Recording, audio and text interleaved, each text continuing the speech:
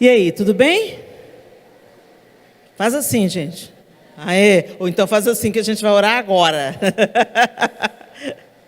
Estou feliz de estar aqui com vocês nesse momento assim mais intimista, né?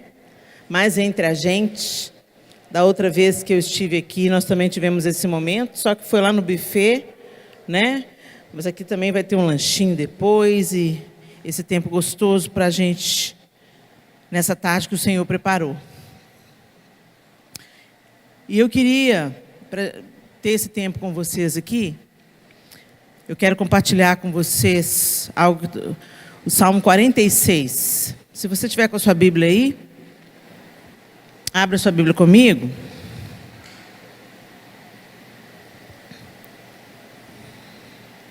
E a gente vai conversar um pouquinho, tá bom? Então, Salmo 46, eu vou ler na nova versão transformadora. Diz assim: Deus é nosso refúgio e nossa força, sempre pronto a nos socorrer em tempos de aflição. Portanto, não temeremos quando vierem terremotos e montes desabarem no mar. Que o oceano estrondeie e espumeje, que os montes estremeçam enquanto as águas se elevam. Um rio e seus canais alegram a cidade do nosso Deus, o santo lugar do Altíssimo. Deus habita nessa cidade e ela não será destruída. Desde o amanhecer, Deus a protegerá. As nações estão em confusão e seus reinos desmoronam. A voz de Deus troveja e a terra se dissolve. O Senhor dos exércitos está entre nós. O Deus de Jacó é nossa fortaleza. Venham, contemplem as gloriosas obras do Senhor. Vejam como Ele traz destruição sobre o mundo. Acaba com as guerras em toda a terra. Quebra o arco e parte ao meio a lança, e destrói os escudos com fogo. Aquietem-se e saibam que eu sou Deus. Serei honrado entre as nações, serei honrado no mundo inteiro. O Senhor dos exércitos está entre nós, o Deus de Jacó é nossa fortaleza. Eu escolhi essa versão, a NVT, porque ela fala de um jeito mais simplificado e mais detalhado, aquilo que a gente está acostumado a ver na Almeida Revista e Atualizada, né? Mas o verso 10, a gente conhece de cor e salteado. Aquietai-vos e sabei que eu sou Deus. Sou exaltado entre as nações, sou exaltado na terra. E o salmista começa falando que Deus é o nosso refúgio e fortaleza. E aí a gente para pensar sobre isso. Onde nós temos nos refugiado, gente? Quando você tem um momento de aflição, quando você recebe uma notícia ruim, qual a primeira pessoa que você liga, que você quer falar, que você quer ouvir a voz? Você pode identificar assim na sua vida quem é essa pessoa, né? Recebi uma notícia ruim, eu estou aflita, estou angustiada. Com quem eu quero falar imediatamente?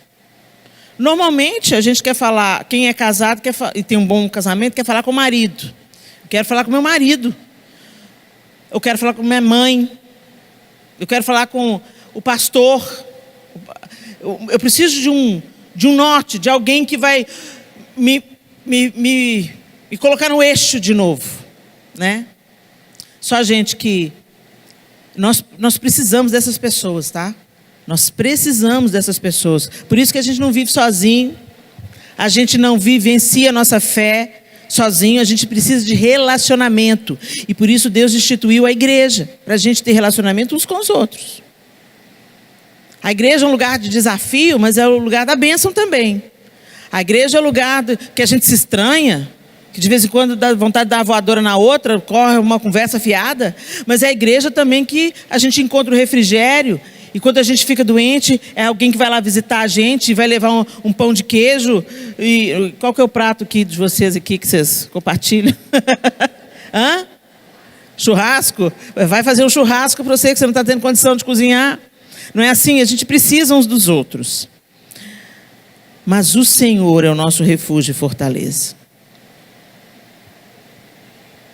A gente tem escutado tantas más notícias que eu até parei de... Eu parei de assistir aos noticiários. Primeiro porque não dá para a gente acreditar em tudo que se conta. Ou o enfoque que se dá. Né? Infelizmente.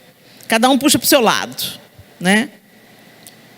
E má notícia, todo dia tem. Se você abrir as revistas, se você abrir o jornal, se você abrir a internet, todo dia tem má notícia. Todo dia você vai saber de uma tragédia, todo dia você vai saber de um terremoto, de um deslizamento de terra, de chuva que matou tanta gente. A gente está aí agora com a nossa tragédia mais recente, que é Petrópolis, né?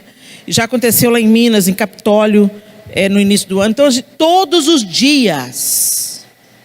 E se a gente fica bebendo dessa água, a gente vai ficando muito abatido. A gente vai ficando muito desanimado.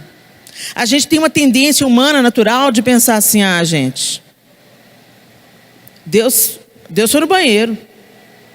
Deus está dormindo. Deus desistiu da gente aqui. Eu já ouvi gente falando, Deus esqueceu a gente nesse mundo aqui. O inferno já é aqui mesmo, porque Deus deu as costas e esqueceu a gente. Não, Ele não esqueceu. Ele não esqueceu. O homem, sim. O homem se distancia de Deus a passos largos a cada dia mais. Eu me lembro quando teve a tragédia em Nova Friburgo, eu estive lá, foi uma coisa muito semelhante ao que aconteceu em Petrópolis. Todo mundo da cidade perdeu alguém. Não tinha velório para velar as pessoas. Teve corpos que ficaram sem identificação, porque todo mundo da mesma família morreu. Foi uma tragédia terrível. E eu estive lá uns 4 meses depois e ainda se via os rastros da tragédia. E o relato que eu recebi naquele período que eu fui é que no domingo seguinte à tragédia, as igrejas evangélicas em Nova Friburgo estavam abarrotadas, todas elas. Todas elas, as famílias buscaram refúgio, consolo, esperança em Deus. Sabe por quê, gente? Porque só há esperança em Deus. A esperança é de que Ele vai arrumar todas as coisas. A esperança é que a morte não é eterna.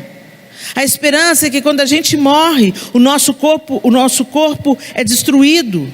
Como a gente leu ontem, né? Essa tenda. Mas que nós vamos ser ressuscitados como Jesus foi. E nós teremos um corpo glorificado. Mas seremos nós mesmos. Nós vamos ser ressuscitados. Mas a gente tirou os olhos da nossa esperança. E começamos a colocar os olhos na esperança dessa terra. Então, se eu tenho dinheiro, está tudo bem.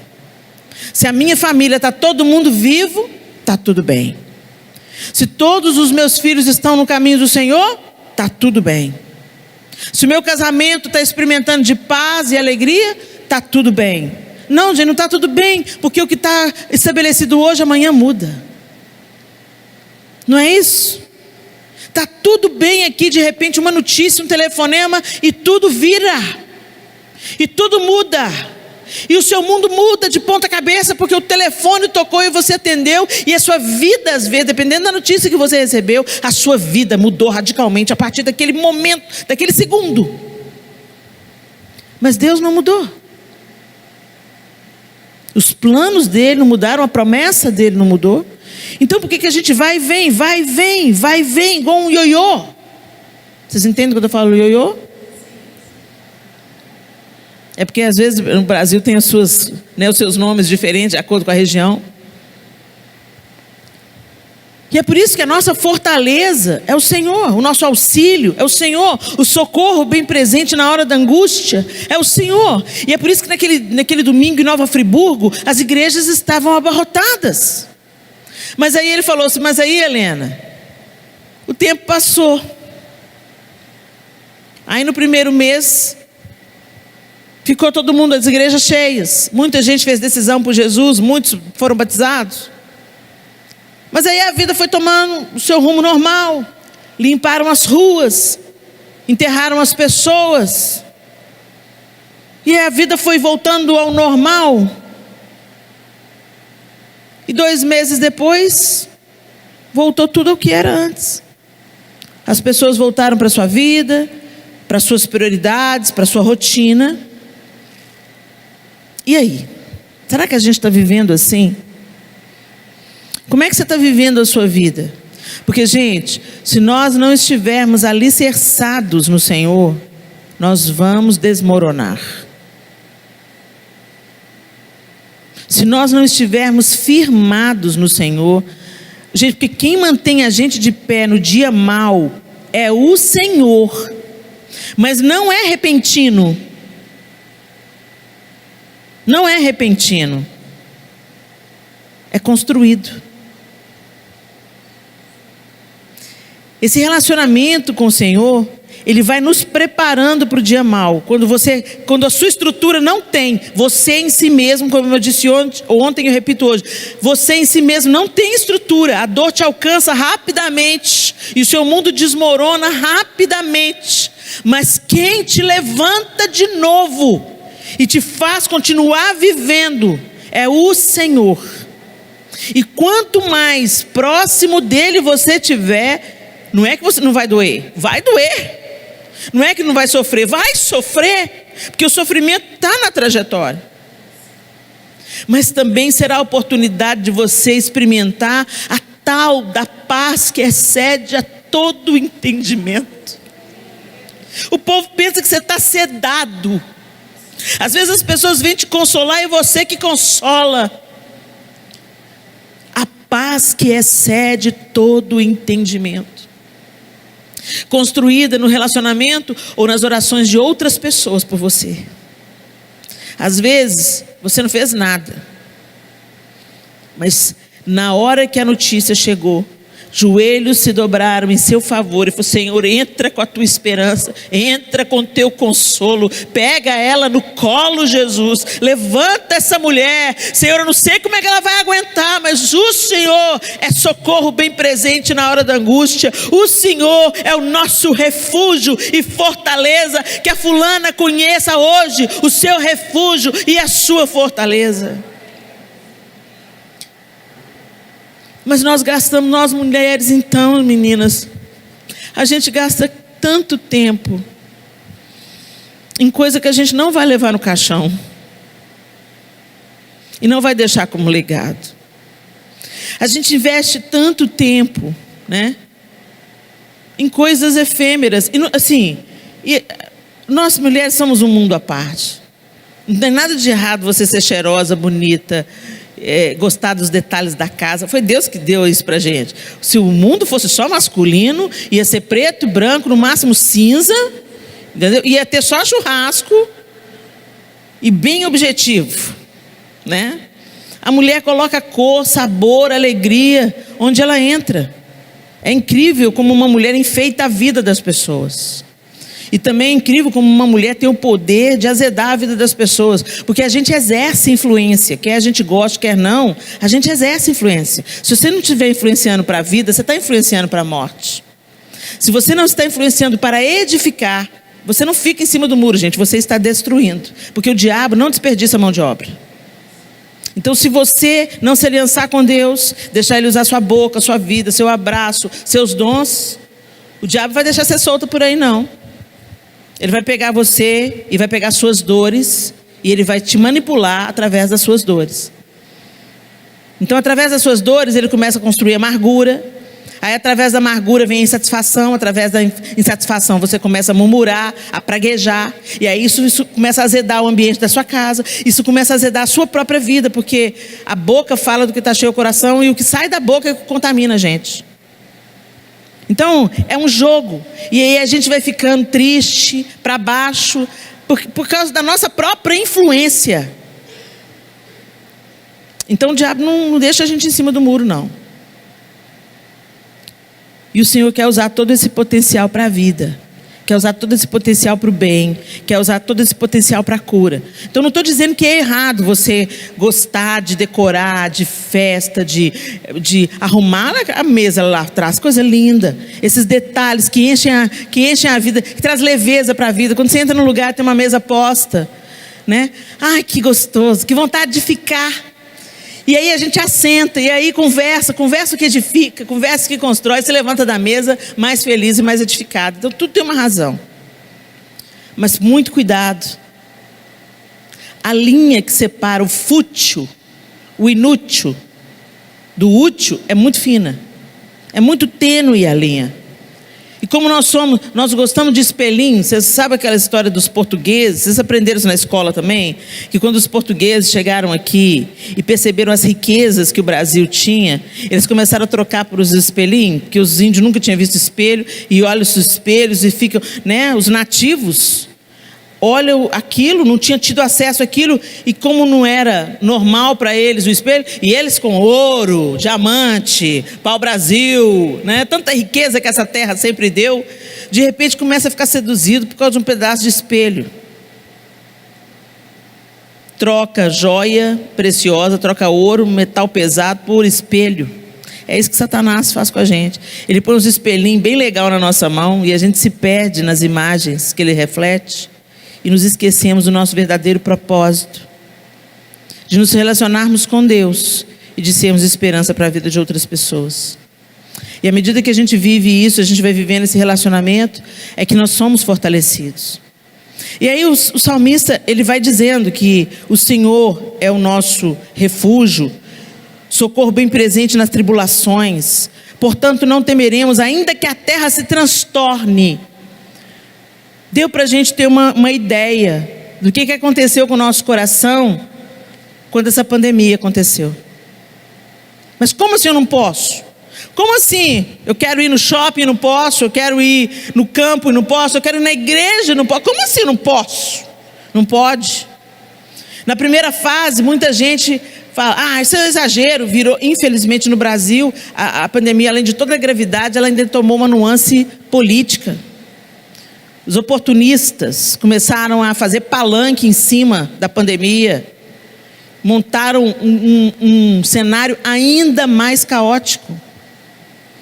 Pandemia, política, as coisas não deviam estar misturadas. Nós devíamos nos unir e não nos dividir num momento de fragilidade. Mas não foi isso que aconteceu. Em lugar nenhum foi assim, mas aqui no Brasil foi mais acentuado ainda. Mas na segunda fase da pandemia, não sei como é que foi aqui no sul, gente, mas em Minas Gerais, a gente pensou assim, no final de 2020, a gente pensou, já está passando. Aí veio a segunda onda, ainda mais destrutiva. Perdemos mais pessoas adoeceram gravemente. E a gente pensou, meu Deus, a gente não vai sair disso nunca mais. E aí o luto chegou em muitos lares e chegou mais perto da gente. Já não era mais alguém distante, era alguém do seu coração, era alguém próximo de você. E nesse momento, a gente viu a fragilidade da fé de muita gente. Eu recebi notícias de pessoas que se mataram quando descobriram que estavam com Covid. Como assim? O desespero de pensar, eu vou morrer sem ar? Não, então eu vou decidir como eu vou morrer. Nem tentou um tratamento, nem sabia se era uma forma grave da doença, pregou o resultado e acabou com a própria vida. Com medo de morrer, se matou. Olha que loucura isso. As consequências psicológicas ficarão por gerações, segundo os psicólogos. As consequências nas crianças que foram afastadas do convívio social e ficaram tendo aula pelo computador, vai trazer também o seu preço, o seu custo. Aí a gente viu como a gente é frágil, como um vírus invisível, colocou o mundo inteiro no cantinho do pensamento, mas muita gente não entendeu ainda. E aí fala, passou e volta para a vida normal. E eu estou aqui nessa tarde para dizer para você, não volte à sua vida normal. Comece a caminhar numa vida sobrenatural. Comece a caminhar numa vida ainda mais aliançada com o Senhor. Se você já amava o Senhor, ame o Senhor ainda mais. Mas Helena, eu amo. Gente, amar o Senhor não é dizer que ama. Não adianta o seu marido te amar e te trair. Ele fala que te ama, mas tem outra família, tem outra mulher. Isso não é amor. O amor é atitude. E o próprio Jesus disse, aquele que tem os meus mandamentos e os obedece, esse é o que me ama. E aquele que me ama será amado por meu Pai, eu também o amarei e me manifestarei a ele. Aí a gente pensa, que mandamento? Que mandamento se a gente não está mais sob a lei, mas sob a graça? Como eu vos amei, que vos ameis uns aos outros. Nós precisamos de receber um batismo de amor. A gente canta sobre o amor, a gente fala sobre o amor, mas a gente não ama. Primeiro, não ama Jesus, porque não obedece. A gente não ama o nosso próximo. Pensa numa pessoa difícil aí na sua vida. Pensa na pessoa que você mais quer ver pelas costas. Sim, a gente sempre tem. Aquela pessoa assim, ai, não queria encontrar com fulano. Porque se encontrar com fulana, não sei o que eu vou falar, não sei como é que eu vou reagir. Às vezes você nem conhece a pessoa. Você ficou sabendo de uns atos que ela fez, e você já toma raiva da pessoa, sem nem saber se é verdade o que falaram dela para você. É ou não é? Aí tem alguém que tá, a gente, assim, sabe aquela pessoa difícil de amar? Você tem alguém? É essa aí que é para amar. Porque a palavra de Deus diz assim, que não tem glória nenhuma em nós amarmos quem é semelhante a gente. E nós amamos quem pensa como a gente, quem professa a mesma fé que a gente. Que glória que tem nisso? Os ímpios fazem o mesmo. Mas ele nos desafia, amem os seus inimigos, orem por aqueles que vos perseguem. Se alguém te obrigar a dar uma milha, anda duas. Se te pedir a túnica, dá também a capa. Será que a gente entende o que é isso? Será que você pode ser intencional? Gente, não estou falando para você ser hipócrita, não. Ah, não, Helena, aí você já está falando demais, Helena. Você está pedindo demais, porque eu não tenho sangue de barata, não. Você não sabe o que foi que ela me fez. Eu não sei o que ela te fez, mas eu sei o que Jesus fez por vocês duas. Você não é melhor do que ela. E eu vou te dizer uma coisa. Não existe gente ruim à toa. Quando você entra num presídio e vai ouvir a história das mulheres que estão presas, você vai entendendo por que matou, por que roubou, por que fugiu, por que amou tanto que foi mula, levou droga. A gente vai entendendo que por trás de toda pessoa difícil tem uma história difícil. E eu não estou falando aqui para vocês que é para você se colocar num lugar de abuso. Não. Mas para você ser intencionalmente gentil, como o Senhor Jesus foi intencional quando encarnou, viveu, ensinou, morreu e ressuscitou. Ele fez com um propósito. E nós estamos precisando de adotar um propósito de vida. Amar o Senhor. E amar implica, amar Jesus implica obrigatoriamente em amar o outro. E o outro que é difícil. E o outro que te custa amar. E o outro que te irrita. E o outro que desfaz do bem que você fez para ele. Continua amando. Porque o amor nunca fica infrutífero. Ele pode não dar fruto nessa terra que você está semeando. Essa terra dura e rachada. Que é essa pessoa tão ferida que às vezes ela não sabe nem receber amor. Mas ela vai voltar para você igual um bumerangue. Porque o Senhor não foge das suas promessas. Tem muita gente que até hoje não recebeu o amor de Jesus. Mas cada gota de sangue derramado valeu a pena. porque alcançou a mim e alcançou a você. Então amor nunca vai ser desperdício. E nós não conseguimos amar apenas na nossa intenção. Nós precisamos amar porque Ele nos amou primeiro. Então primeiro a gente precisa de ser revestido desse amor, envolvido por esse amor. A gente precisa deixar Deus nos amar. E quando Deus nos ama, Ele também nos corrige. Quando Deus nos ama, Ele nos exorta. Quando Deus nos ama, Ele nos incomoda. Vai lá pedir perdão para fulano. Ah não, Senhor, eu é que tenho razão. Ai, se Jesus entrasse com essa na cruz, hein? Ah não, pai, não vou morrer não, eu é que tenho razão. E parece que você está perdendo, mas você está ganhando. Por isso que Jesus falou: quem quiser vir após mim, negue-se a si mesmo, tome a sua cruz e siga-me. Quem achar a sua vida, perdê-la-á. E quem perder a vida por amor de mim, a encontrará.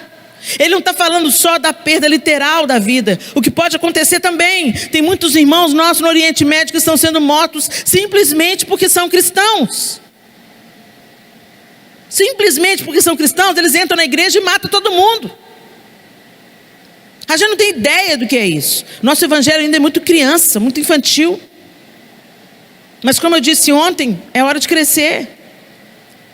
E talvez a gente não viva esse nível de perseguição, porque talvez a gente não dá conta. A palavra de Deus diz assim, que a gente só vai receber o que a gente dá conta. Então eu quero dizer para vocês: mergulha no amor, deixa esse amor te curar. Para de viver na superfície da religião. Deixa esse amor te encontrar, deixa esse amor te curar. Às vezes a gente perde tempo, ainda falando das questões da nossa feminilidade, a gente perde horas olhando o Instagram de moda, caçando promoção da brusinha, comprando online. Não tem nada de errado nisso. O errado é isso tomar a primazia da vida.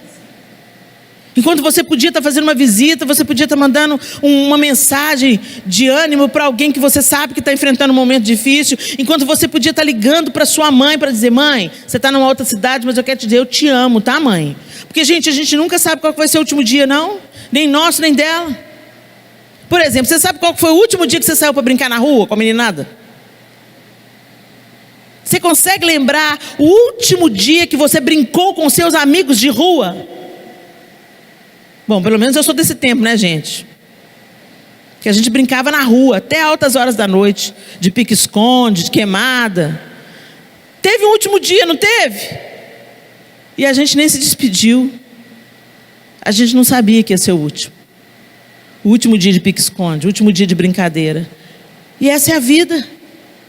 A gente não sabe qual vai ser o último dia. Então como é que a gente está vivendo a vida, gente? Quando a gente vai orar, a gente pede para o Senhor: ô Senhor, me ensina a amar mais. Me ensina a amar mais o fulano, Senhor. Eu sou intencional nessa oração. Senhor, abençoa o fulano. Porque a tua palavra diz assim, que é para eu orar pelos meus inimigos. Ela me odeia, mas eu estou abençoando ela agora, Senhor, com sinceridade de coração, porque eu sei que isso alegra o teu coração. Então eu entro na obediência agora e eu oro pela fulana e eu peço: Senhor, abençoa a vida dela, a família dela, a casa dela, prospera os negócios dela, cobra ela de bênção. Começa a orar para você ver como é que o seu coração muda. Não entra na pilha desse mundo não, gente, que diz que você que tem que vingar, que são seus direitos, você não é obrigada a nada. E essas tantas outras falas que parecem ser legais, mas na verdade são meias verdades. E o diabo trabalha muito com a meia verdade. Quando ele vai tentar Jesus, ele fala assim: pega essas pedras aí, ó, transforma em pão, você não pode? Ele falou mentira? Não. Ele usou a verdade. Ele usou a verdade. Ele usou a palavra de Deus. E Jesus falou assim: eu posso, mas não só de pão viverá o homem. A gente está no tempo das meias verdades. E a gente se conforma com elas, a gente vive por elas. Mas a gente não está dando passos para a água subir, entenderam? A gente está satisfeito com a água nos tornozelos. O Senhor é o oceano. O oceano, a gente nunca vai conseguir chegar na profundidade máxima. O homem não chega lá. Já chegou na Lua, mas não chega no mais profundo do oceano. A pressão não dá conta. Mas entra na água. Entra na água. Os mais ousados faz surf. E os mais ousados ainda fazem mergulho. Compra a roupa apropriada e vai até onde a pressão permite. E aí, quer ficar com a turma na praia? Diz, eu conheço o oceano.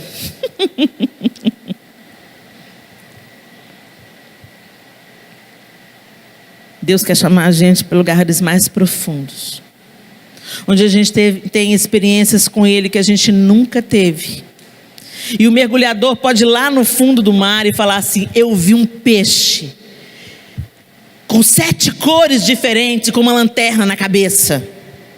Uma coisa é você ouvir pela boca do outro, ou até ver pela foto. Outra coisa é você ter a experiência de ser surpreendido por um peixe que você nunca viu antes.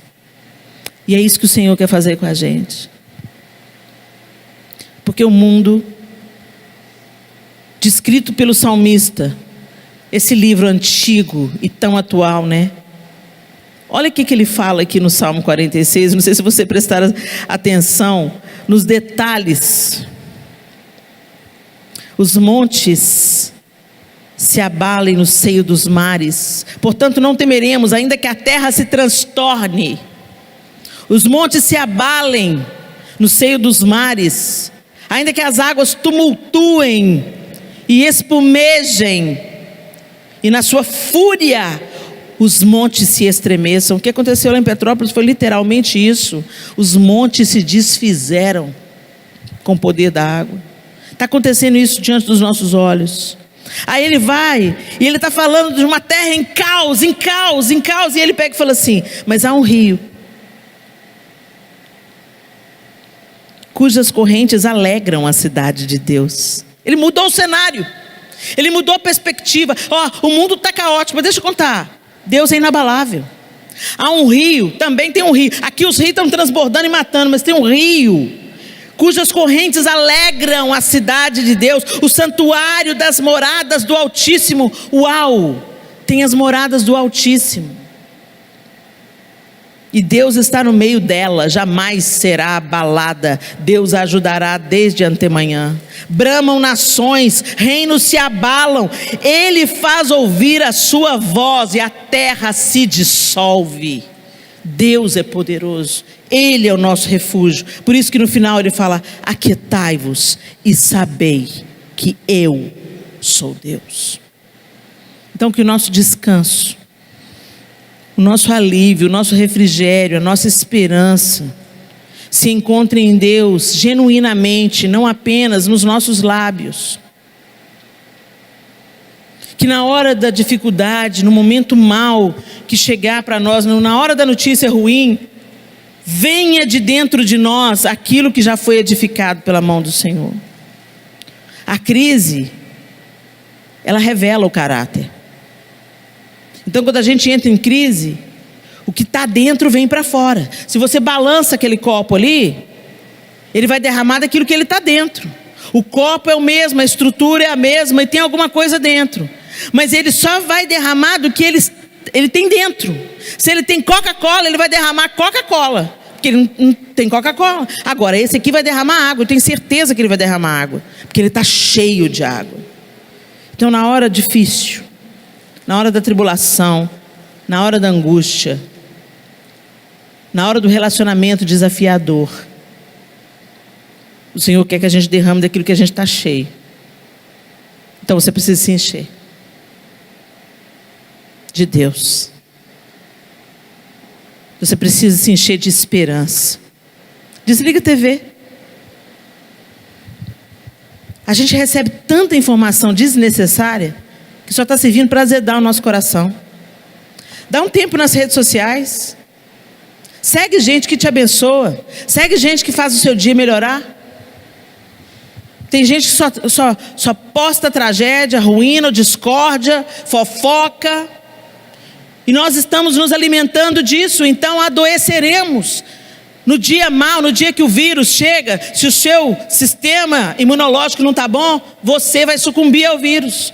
Então cuida da sua saúde espiritual, coloca para dentro o que te torna forte espiritualmente, escute conversas que te fortaleçam espiritualmente, assista a coisas que vão te fortalecer, participe de ajuntamentos que vão fortalecer a sua fé.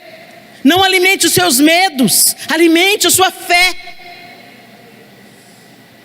O salmista deixou muito claro ali, está tudo isso acontecendo, mas o Senhor é o nosso rochedo, o Senhor é a nossa fortaleza, Ele é o socorro bem presente na hora da angústia. Há um rio na cidade de Deus que alegra o santuário do Senhor. Ele está falando, gente, tem outro cenário para vocês olharem para Ele, tem outra perspectiva para vocês viverem sobre ela.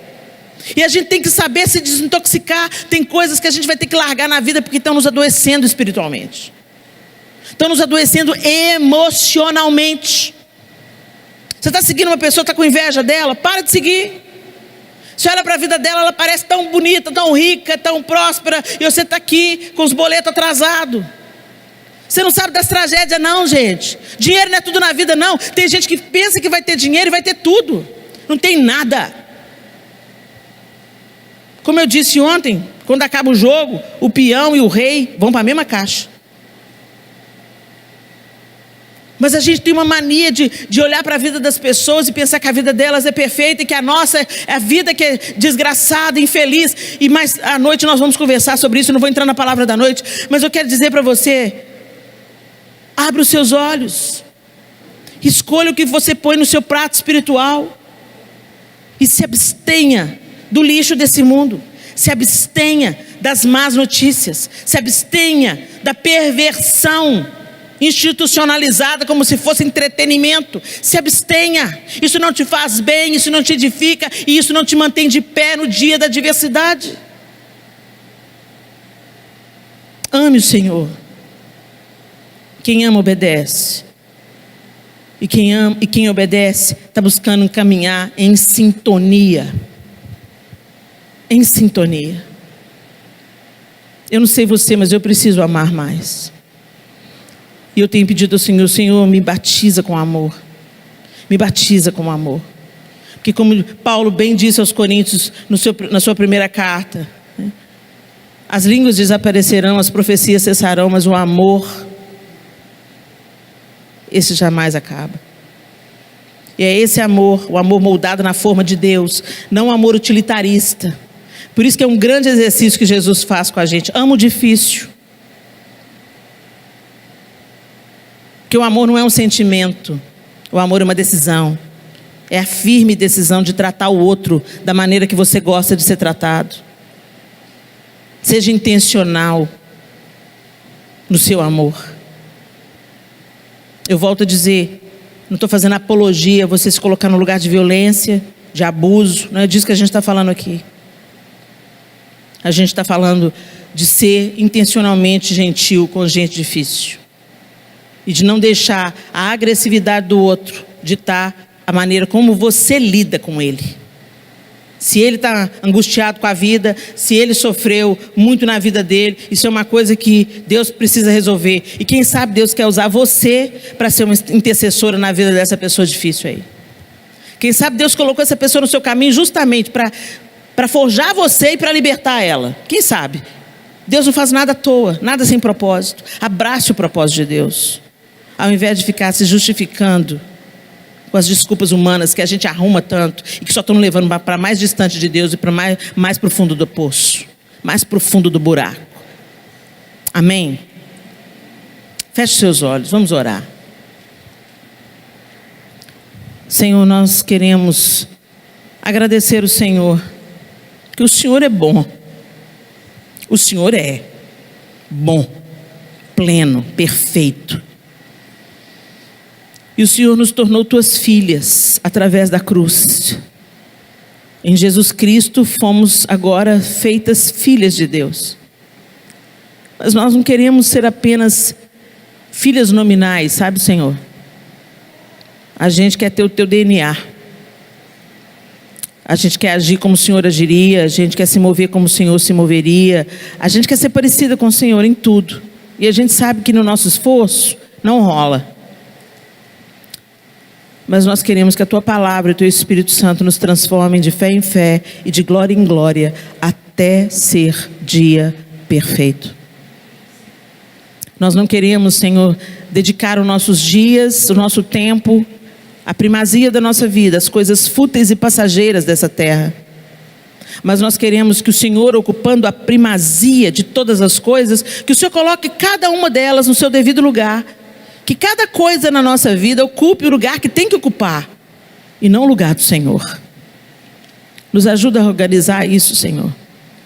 Nos ajuda a priorizar o relacionamento contigo acima de qualquer outra coisa, porque é isso que vai nos manter de pé no dia da adversidade.